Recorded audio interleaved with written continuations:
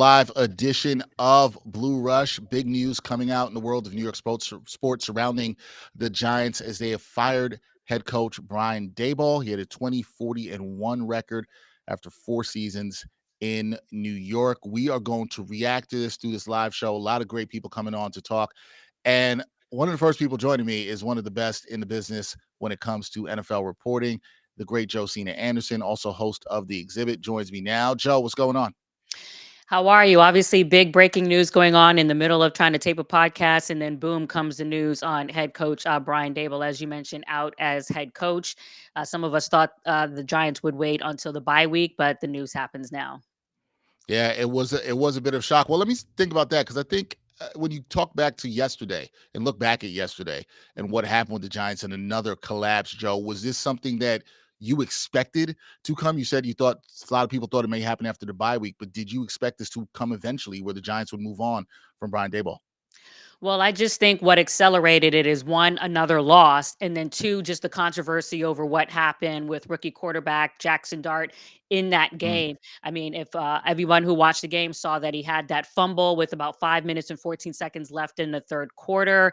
And then the Bears came back on the field again for another offensive series. But what made it egregious is that anyone looking at that play could see that Jaxson Dart hit his head on the field, didn't reach for the fumble, which would be another indication of something happening. But even after the Bears came on the field after that for offense, Jaxson Dart came on the field after that for another yep. 2 plays before anybody, even the independent spotter who's supposed to be watching out for this at the NFL game, even noticed that something was wrong.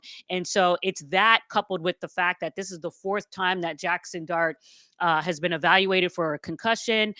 It's that on top of the fact that even the franchise was fined for violating the concussion protocol in the amount of 100,000, excuse me, 200,000. Brian Daboll got 100. Even Cam Scatterboo got 15. And then just the fact that I think overall, when you're looking at his management of the entire team, there's some questions there to be definitely had. Brian Daboll is not just the head coach of Jaxson Dart. You credit him for stomping on the table, being emphatic about the organization getting him. But when you're looking Mm. at all of these decisions as a whole, there are a lot of questions that come up. I think one of the things, Joe, that people thought maybe would save Dayball was the fact that he was so emphatic about Jaxson Dart and kind of hitched his wagon to him. Obviously, placed him as a starter early in the season, and we've seen some of the development of Dart. Did you think at all that the fact Dart had played well under Dayball would save him here? Are you a bit shocked that that didn't save him at all for keeping his job?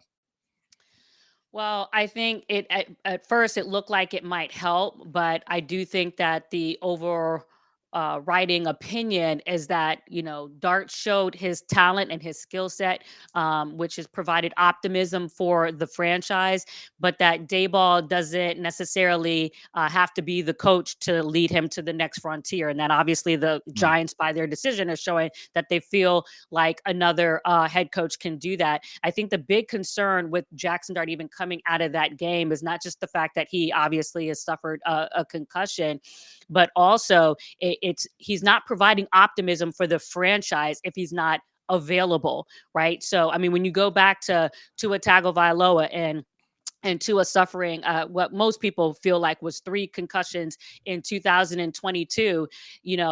People were having discussions even around that year, which was very, very controversial about, him potentially having his career cut short and whether it was even smart for him to continue to go on. Now, obviously, he's played this season. He got another big contract after that.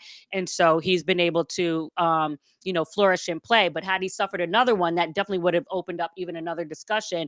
And I think right now, it didn't help the situation that Jaxson Dart had more medical tent visits than the team had wins. And obviously there were a lot of questions to be desired as far as the management of his utilization relative to him putting himself in that position, whether it be the design runs that were called or the message not getting across to Dart, or again just remembering that Brian Daboll is the head coach of the entire team and not just the quarterback.